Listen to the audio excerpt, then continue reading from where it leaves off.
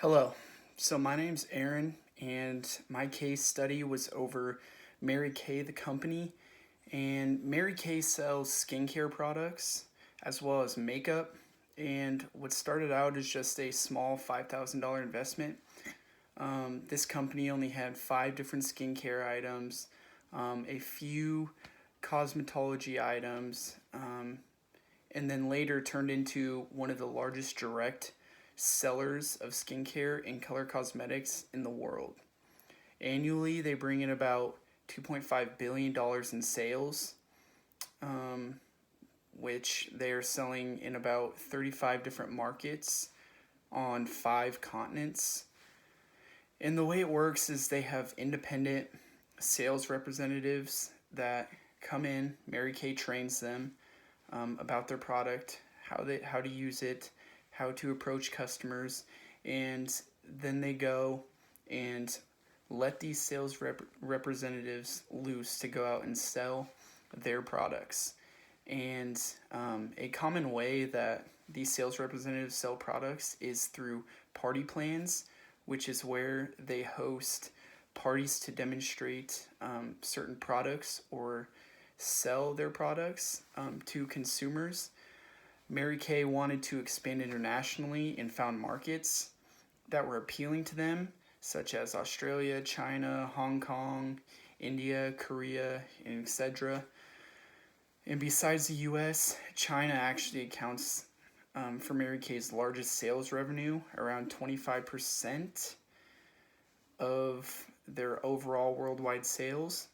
The reason they were successful in China was because of their marketing strategy, which was to empower females' femininity and to try and strive to be the best selves they can be through inner beauty.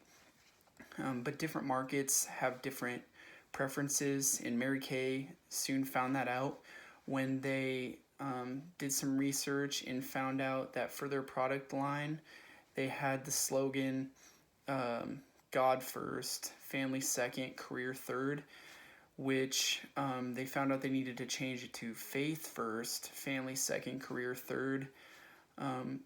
So they weren't in kind of depending on how the makeup people in different countries wore played a factor in that as well as what they didn't wear, kind of how much they would use a product and if it's worth marketing there. So if we fast forward a little bit, we get into Mary Kay thinking about expanding into India and the potential. There was a lot of potential they saw through. They were hopeful kind of because the Indian consuming classes were growing to a total over 500 million, and India was full of young and optimistic people. More importantly, their women population had been growing, and so had the cosmetic sales because of that. So they saw a lot of potential, but the big factor that kind of swayed them into it was because of the characteristics and the socioeconomic industry between India and China. They had success with China in 1995, and they saw a lot of that in India, which made the transition for them. They were hoping to have a very transition or a smooth transition into this market. So they ended up entering into the market, but one thing was crucial for them, and that was establishing their brand.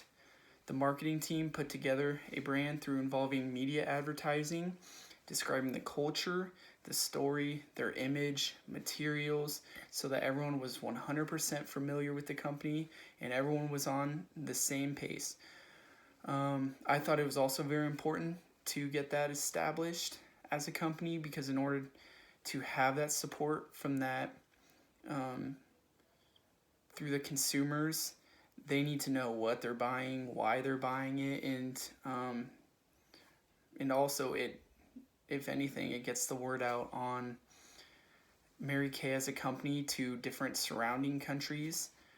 They kept their whole strategy simple when entering into a different market because of how complex that can be. There's a lot less moving pieces if they just kept things simple and straightforward. So after they built the brand, came Salesforce. Their strategy was to train these independent sales representatives to be the face of the company, like I mentioned earlier. But this part was crucial because whatever these sales representatives said kind of associated them with Mary Kay as a whole. So it's important Mary Kay did a good job of training these people on things like presentation, professionalism, culture. You got to know the culture because that, in order to be correct and not offend the customer, is you want the customer thinking nothing but good things about your company. So in 2009, they had about 4,000 independent sales representatives in India alone, and Mary Kay had essentially established themselves as one of the best in their market. Their plans for the future were to invest. They wanted to invest on their product development, their infrastructure, and continue to build a brand in India because of all the possibilities. They don't want to settle. They wanted to continually get better so that they weren't getting passed up by their competition. And so for our questions, question 1 says, a positioning statement briefly identifies the target market and needs satisfied, the category in which the product competes, and the unique attributes or benefits provided. What information should be included in written positioning statements for Mary Kay? I think their target audience needs to be included, not only for women in the US, but also outside the US. It states that nearly 65% of independent sales happen outside of the US, so that's a big chunk of their revenue. It's a product for women that want to look sophisticated but not buying overpriced products. The different skincare and body products should also be included in those type of things when talking about what separates you from your competitors.